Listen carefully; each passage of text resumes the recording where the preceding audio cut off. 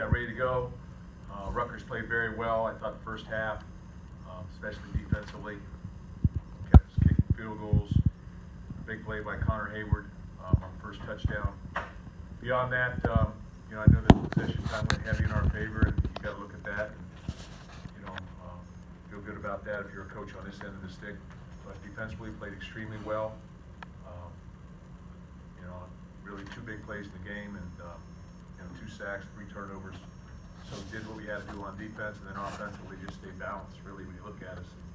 The game sort of separated in the second half with some big catches, I think, by Cody White and Felton Davis, some 50-50 throws that were right on the money they had to make the play on. So just extremely thrilled for our football team and what they've been able to accomplish. And this did not start, tonight. This started last year, a year from now, a year earlier, where we went back and started just grinding, formulating a plan, and figuring out what we had to do. And so put the script, and that was incredible for our team. You are humble and do not like to talk about yourself, so I'll put this in about the staff in general. Yeah. Are you able to appreciate that, at least in my opinion, this was your best coaching job in 11 years as an entire staff? Yeah, I can appreciate that. We've had staff continuity. Nobody left this program. We had a tough year, 3-9, followed by some incidents in the spring. So, we had to, our entire group, players, coaches, staff, administration, we all had to go in the same direction. We all had to just reunite, and I thought we did that, and it really started then. But yeah, very, very proud of our guys. Very appreciative. What led you to believe that you could flip the script? Oh, I've never thought that we couldn't win a football game. Never. Even last year, when we played Rutgers and won, and then followed it against Ohio State and lost on a 2-point conversion, basically, and we're beating Penn State 12-10. So the positives, and I know it's tough for Coach Ash to look at this, but the positives are you're not that far away sometimes. You think you are because the score may indicate that, but you're really not. We had a tough time running the football. The turnovers made a difference. Our defense made a difference. Threw the ball a little more effectively in the second half. Ran the ball a little bit more effectively in the second half. But sometimes you're not as far as you think that you are. And I think it's a better football team certainly than it was last year. So speaking of Rutgers, and I've got a lot of respect for him and the job that he does. Mark, knowing that coaches and players seek perfection, is it still okay privately to say to yourselves or for the players to say to themselves 9-3? Yeah, they can say 9-3. Part of me wants to say could have been 10-2. Yeah. But yeah, it's I don't know if 10-2 gets you anything different than 9-3 right now. But yeah, just very happy for our football team, our players, families, everybody. You talked about the stuff that happened in the spring. You lost, I think, 37 players between seniors and players that left without eligibility left. People came into the season wondering where the production was going to come from. Tonight, I think you had 19 players make tackles, 11 players with catches. Is that surprising to you, or does that sum up really well what this team is, what this season has been? Yeah, it sort of sums it up. We have a small group of seniors who took control of our football team in a positive way. We had a large group of young players come in. We did a good job teaching them, and that young group sort of re-energized us in a lot of ways because there's some very positive people in that group. We had some sophomores or redshirt freshman players that took on leadership roles like Brian Lewerke and Joe Bocci. They're only sophomores. And so that bodes well for the future. And the future looks bright at Michigan State right now. But we'll add some more players, and we'll keep pushing. I'm going to tell you something you're not aware of, but it wasn't appropriate to ask till the season was over. Last off-season, an SEC school reached out to one of your staff, I don't believe you know this, and offered a significant raise to come, and they said they weren't looking to leave, but even if they were, not a chance in hell they would have left you after last year. I know that you're proud of your players, but what's that tell you about staff who, in this day and age where some people will leave for $1, weren't going to leave you? Yeah. We've had great staff continuity throughout our time here. Guys have left here and become head coaches or gone to the NFL. Other than that, they've stayed. That's one of the biggest reasons, maybe the biggest reasons that we've had success. That we've now won, 99 games in 11 years. And when you do the math on that, that's pretty significant. And that's because, you know, over the course of 11 years, I think we've had five changes. You know, I did not know that, but it doesn't surprise me. You know, very loyal to our coaches, and they're very loyal to me, and I appreciate that. We have a great group of, not just coaches, they're outstanding men, and they impact young people. On a daily basis, they impact them. You talked about time of possession being heavy. Yeah, I mean, heavy. Seemingly it's an NCAA record. I mean, have you ever had a game where 47? No, I've had some games the other way. But, you know, 31 plays for 112 yards, you know, that's difficult to overcome. And they've got a young quarterback playing, and you want to concentrate on that. And, you know, he did some things. They hit us with the pass, and they're in the game. And it's 13-9, I think. 16-9 and a half? Yeah, 13. 7. 7, yeah, 7. I got that 9 number. But 13-7 or 16-7 and a half, I guess. So it's a game. It's a competitive football game, and so message to our football team: let's go. We're penalties. We're hurting ourselves. We were down there a little bit. We had too many penalties.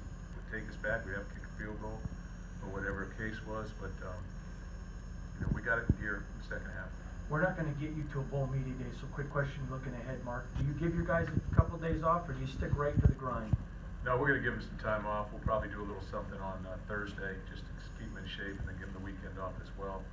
Come back the next week, a couple, and then maybe have a weekend, you know, Friday, Saturday practice, you know, maybe 7th, 8th. But our guys, we've gone, you know, our bye was after the second week of the season, so we've gone 10 straight weeks of grinding, and I'm going to give those coaches a day off too. How critical are those bowl practices, Mark, for such a young team? You still got a bunch of guys that still redshirted. Yeah. How critical are these for the future?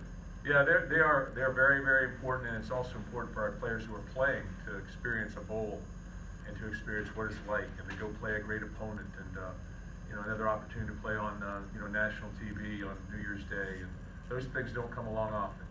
And you know, we have to run to them.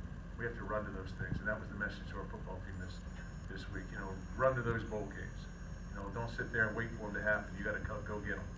And that was the message to our football team. And you know, we put a chip in our pocket, flipped it at the end, and here we go. You talked earlier this year about getting something out of life, redemption, redeeming yourself, being great in any area of life. Does that make this one of the season that stands out as much as anything you've done? It does. It probably stands out as much as any season that I've ever gone through.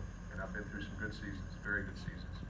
But when you get up off the mat a little bit, when things aren't going so well for you, and you're able to sort of turn things and get people believing in a system or a goal, and everybody working towards a goal, whatever that goal is, there's a lot of you know, meaningful moments in that. So it was great for us. This may be an insensitive question, but did it feel in some senses like a restart just because you had so many young guys that it's like, okay, let's start from ground one again? It did. You know, a year ago Monday, I drove to Cincinnati, and it's 3.5, 4 hours in the car by myself, and that's exactly what I said. I said, I'm the new head coach here. What do we got to do to get this right? And it was a restart. We pushed the restart button, and if people didn't believe in what we were doing, you know, they had to make a change, and we'd start to believe. Bear Bryant said his favorite team was his Junction Boys that hit 500. You had Rose Bowl teams, you have national titles at Ohio State, and a lot of players that you love like sons. Will this one, though, Mark, be special? Yeah, it will be, as I said earlier, you know, because when you go through a lot of different things, whether it's winning or losing, or in that case, a 3-9 season, or off-season things, when you're up against it, you know, the credibility of your entire program is in, you know, flux. I won't say in question, I will say in flux. You know, to be able to bounce back and do it the right way, you know, do it well in school, we have no problems off the field. You know, those things can change very quickly on you, but we went 9-3 now, so we have a chance to keep playing, and that's exciting for everybody. Today, it seemed like the statistics were so lopsided, but A lot closer than you think. Yeah. But you know, the last 2 drives sort of put it over the top. Yeah. You know, but I mean, it's a lot closer. It feels a lot closer to me. I would have never said walking in here that it was 47 minutes, 50 seconds to 12:10. I would never said that, because it didn't feel like that beginning to me. I think the long drive at the beginning of the second half, the long drive at the beginning of the first half, you know, and then the fumble and, you know, those type of things. Turnovers can lengthen your possession time, but it didn't feel like that. It felt very competitive until I'd say late in the fourth quarter. Brian said that was as frustrated as he's been at halftime of the game this year, just not being able to take those opportunities and turn them into touchdowns. Is there something that, did you notice anything from him, or is there something that you guys talked about specifically about capitalizing on opportunities and cleaning up mistakes? At halftime, Yeah. we Or just said we anything. gotta go. Quit beating ourselves, you know, with penalties as much as anything. And then, you know, we had to get, you know, our wide receivers made some great catches. They put the ball in the money where they could catch it, but they made some outstanding catches with guys hanging on them.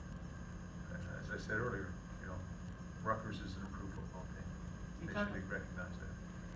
For sure. You can talk about time of possession with all of the running you guys did in terms of comparison to the passing game, so much more. Was that a focus for you, and how much of that, to some degree, has to do with you have gone 10 straight weeks? It is great to get your defense fresh so that they're not out there for extended periods. We wanted to stay balanced. We always do. We need to be able to run the ball a little bit, move the chains. So, and then as the score became a 3-possession score, you know, it became more like, okay, let's run the football, take some clock. Mark, you feel like this secured New Year's Day though for you, basically? It's I gonna be a tough think it did. matchup. I think it would. Sure, it'll be a tough matchup. There aren't easy matchups. You're an appreciative person, and at Media Day privately, Chris Bryan, Gerald talked about they wanted to get the footing back in this program for you. All three talked about what you meant to them personally as men. And they were pretty emotional about leading up to this season, about what it meant to do this for you. I know the 9-3 is great, but to have the admiration, which not a lot of coaches get, Mark, from your players, can you talk about personally what that means to Mark Dantonio, the man, not the coach? Yeah, you know, it's a two-way street. I feel like that about them. That's why I've been here for 11 years. That's what we haven't left. Because I feel the same way. And I think it comes back to you tenfold when you treat people like that. So we've always tried to treat people consistently and fair here, and disciplined, and tough love.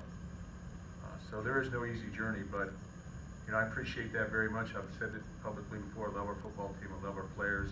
You know, the young players that have come this year, they've infused some different energies into this program. We've got younger players that are playing that are redshirt freshmen or sophomores. I think we have 7, 8 players that are sophomores or lower, and we're going to add some very good players here this recruiting class. So it's going to be an exciting future here for Michigan State football, and again, I'm very humbled to be a part of it. Still am.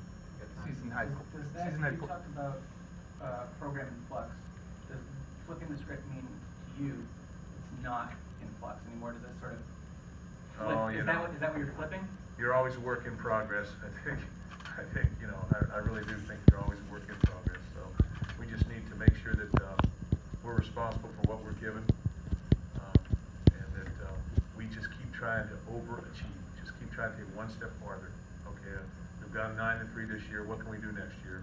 And that's really what it's all about, you know, because everybody always asks for more, and they always want more. You know that, don't you? They want one more right, one more column, and so that's what we'll just keep trying to do. Yeah. Mark, Yeah. this is okay, follow up, Mark, because you talked about that ride down to Cincinnati. Yeah. Could you go a little more into detail on what thoughts you mulled that day in terms of getting this thing spun around? Well, I thought about, okay, what do we got to do? You know, just in terms of, okay, let's start critiquing what we do. We're going to use bowl practice time to critique everything that we've done, not go into a bowl. So this is what we're doing, going to work. We're going to go back and go right in the weight room the week after. We had all the schedules off, you know, from 2016 to 2017, and we're up when we walked back into that building on Saturday after the Penn State game. And there was a plan put in place on this is what has to happen. Certain things had to happen, you know, schematically or personnel-wise. So, but to sit there and say one thing, there was a lot of things going through your mind as a coach, you know, because it was difficult. It's not easy. It's not easy when you lose a football game. It's just not. You got to pick up the pieces, and you've got to be the guy, especially as a head coach. You got to be the guy to pick it all up and say, okay, hey, we're all right. Let's go. And that's what we did. And then it's got to filter down to our coaches, our staff, and and our older players, and it ultimately reaches out everybody. There's got to be a belief in place. Sorry. You talked about closing on a high note to go into the bowl season. It's a season high point total. It's a season low in yards given up. Does that kind of accomplish? I know you always say you Yeah, do. mission accomplished, I guess, yeah. I will say this, though, our culture here, our culture overall has been a very, very good one. And, the foundation was laid. We've had 13-win, 12-win seasons, 5 double-digit seasons here. So the foundation was laid. So what happened last year affected a lot of people in a negative way. And so everybody had to self-reflect, not just myself, but our other coaches and our players. Everybody had to have some self-reflection there and decide, okay, this is what has to happen. And they just did a great job at it. And again, I'm very, very thankful. The water's